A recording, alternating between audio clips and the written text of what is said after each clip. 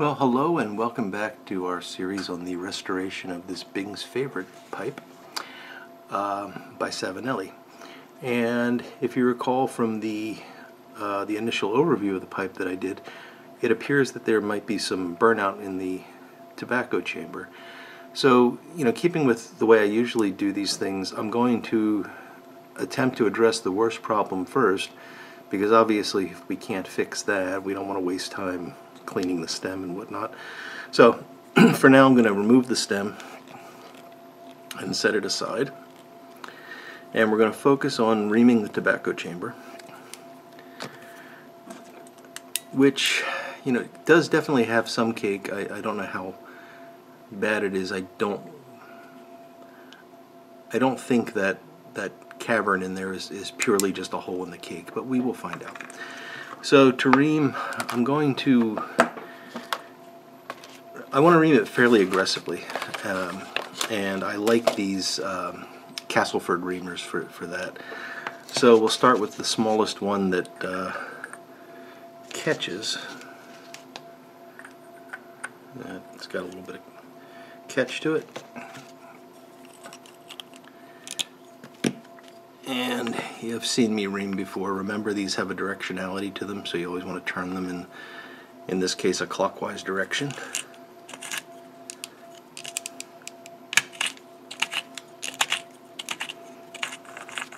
And that was pretty close to the size, but I didn't want to start with a larger one. I don't like to force them in if I can avoid it. And now we'll go with the next size up and see if that'll fit. It's going to be a bit harder to... Yeah, that may be too... Yeah, you can see we're starting to ream down to wood with that, so that's too big. Alright, so we've gotten to the end of the line with the Castlefords. Let's see what we got here. There's still a fair amount of cake in there, but it does look like we're getting close to the wall. So I'm going to go in now with this senior reamer and see if I can get that a little bit cleaner. Now, normally you don't want to ream down to bare wood, but since we are probably going to have to do a repair in there, I do want to get as close to the bare wood as I can. I think we're actually catching on that divot that's in there. And so you can see there's some wood chips coming out there.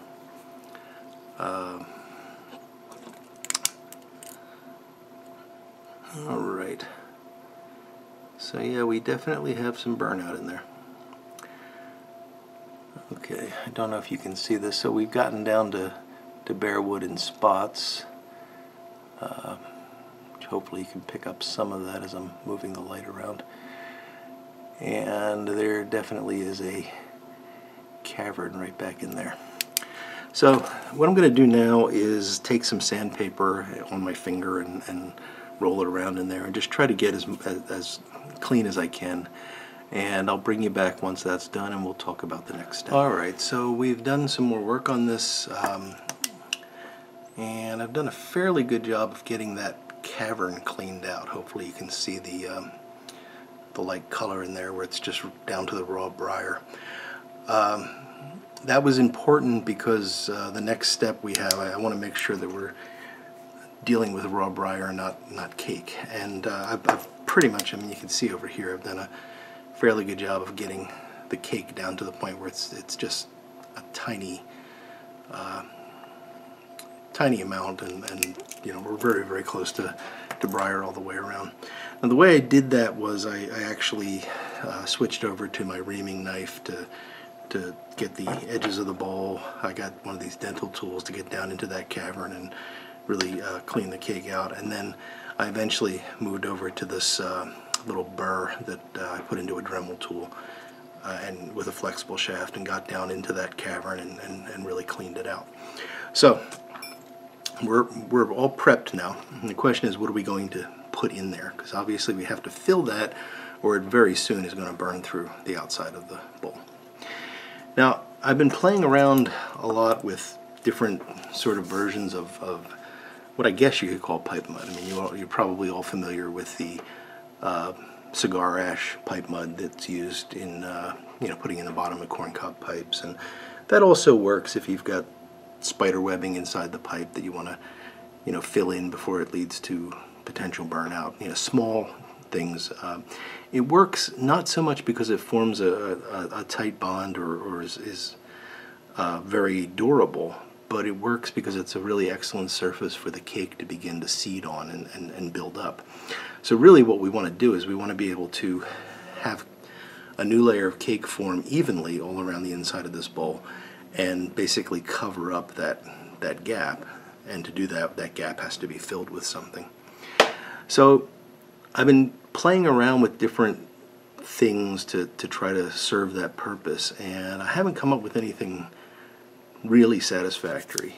Yes, the cigar ash pipe mud works on smaller things, but for something this big, it's just going to fall out. It simply doesn't work. And in experimenting, I've come up with a mixture, and I'm probably going to make some of you angry right now because I'm not going to tell you what this is. And the reason I'm not going to tell you what it is that I haven't tested it enough yet, and I don't want to put this out there as a miracle that you can use in your corn cobs to mud the bottoms or to fix problems like this until I've had a chance to really test it. But I promise you, if I discover that this is the thing to use in these situations, I will let you know what it is.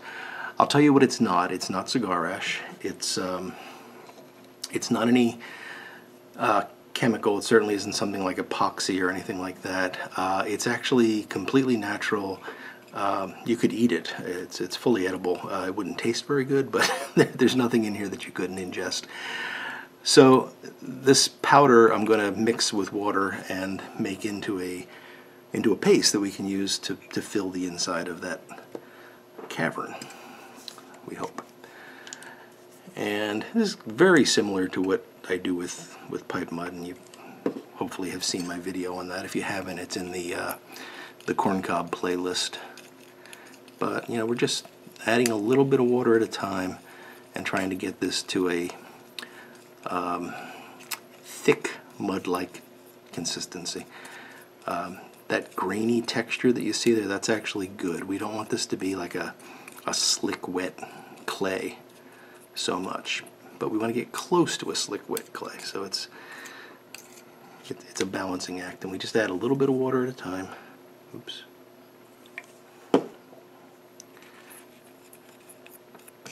And we'll just keep mixing that up. And the truth is, you get to a point where you just have to use your fingers because you can feel it coming together if you do that. But you can see this is starting to all form that sort of gravelly appearance, and that's good. That's what we're shooting for. So a little bit more water, try to bring that extra stuff down there together.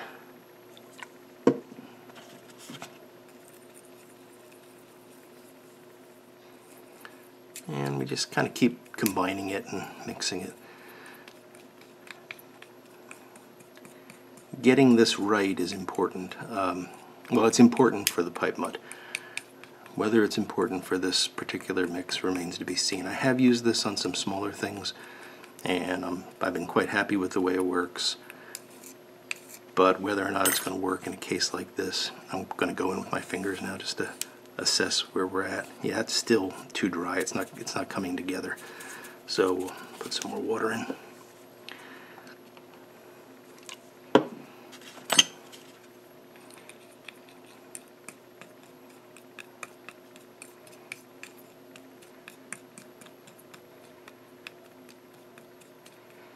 Yes, I want to finish this pipe, and I want to smoke it for a couple months just to see how it does before I actually decide that this is going to be worthwhile using on future pipes.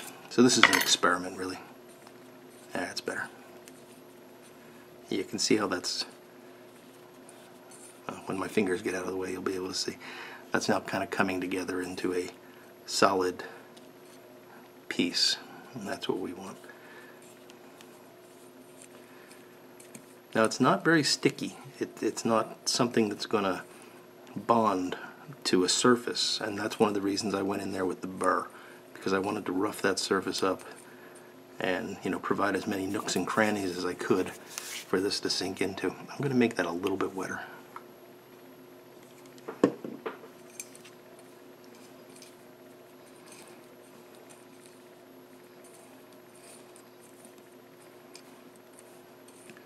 Yeah, so this is not, it's not made from ash or anything like that. These are all things that you can buy in the store.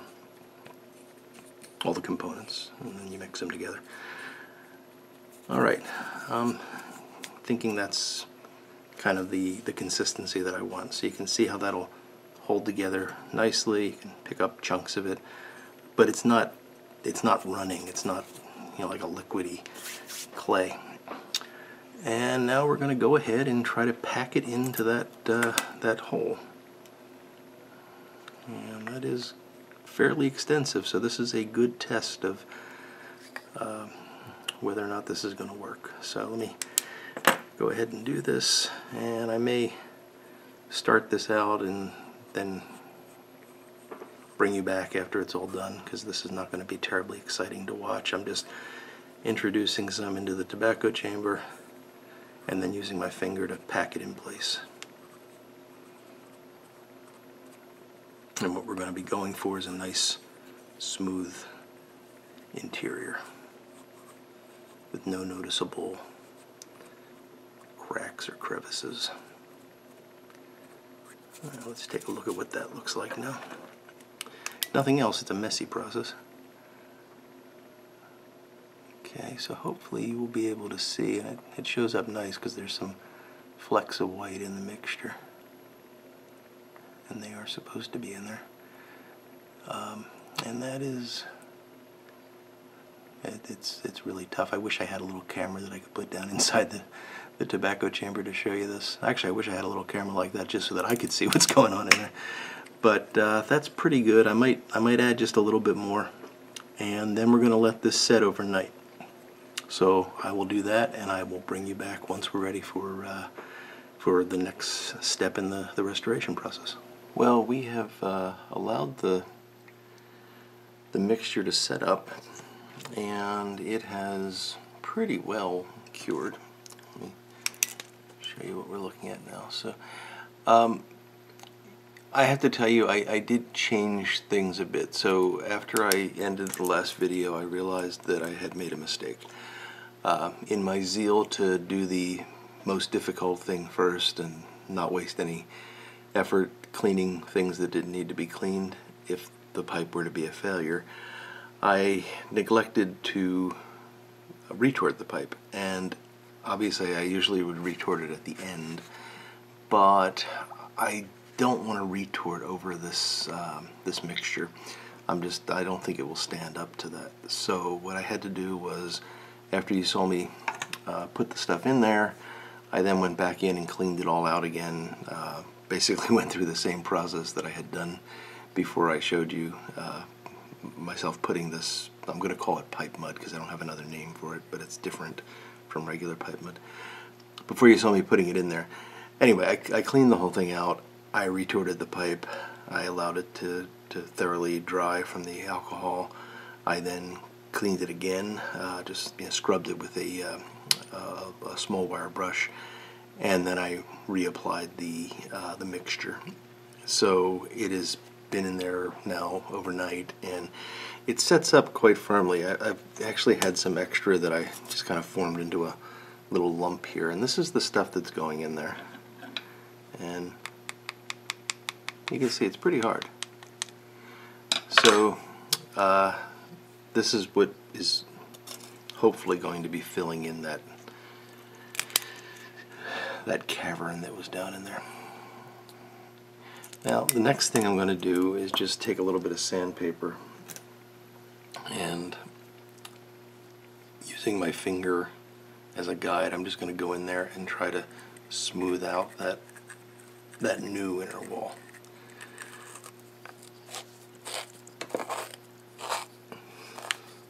Just this sort of thing. You don't have to do too much. We just want to get rid of any large lumps or anything like that. And I got a nice black finger from that, which is expected. And let's see, yeah, there's still a little bit of roughness down at the very bottom, right there, if you can see that. But we're much smoother here. I'll go in one more time, try to get all the way down to that bottom section.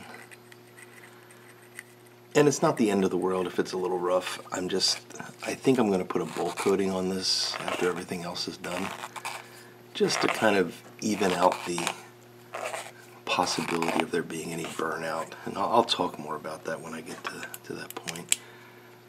So I just want to make things smooth enough for the bowl coating. My little tray. Yeah, that looks pretty good. Okay, so the next step, we've got, so what I wound up doing off camera was scrubbing out the inside of both the shank and the stem in order to be able to retort it. Put everything back together after I cleaned the chamber out, retorted the pipe, and then, as I said, went back and redid the steps that you saw me do at the end of the last section. The next thing to do then is going to be to take care of this rim. Beyond that, I want to make an adapter for the stem. I will probably do that off camera and just tell you about it in the next section. And we just have to probably put a bowl coating on here, and I'm going to think about that a bit. And then we got some buffing and waxing to do. So we're actually not too far from a final product here. But the rim treatment takes some time, and therefore I'm going to start that now, talk about it. You've seen me do this before, but I will have a brief cut here because I have to go get the materials for the rim cleaning. Alright, so for rims in this kind of condition, there's really two problems here. One is that there's some buildup, and I can feel it as I rub my finger around. So it's not all smooth. There's some roughness right in here, and it's clearly a buildup of basically cake that forms on the top. And this happens when you fill your pipe too much. You know, it tends to swell up. You get some burning of tobacco around the rim, and you can get this buildup around the outside. There's also probably some charring here, and that is not going to come off without sanding.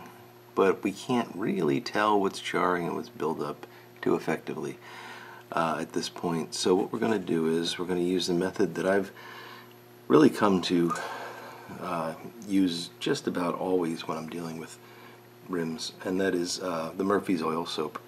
And what I've found to work best is I just apply it very liberally around the rim.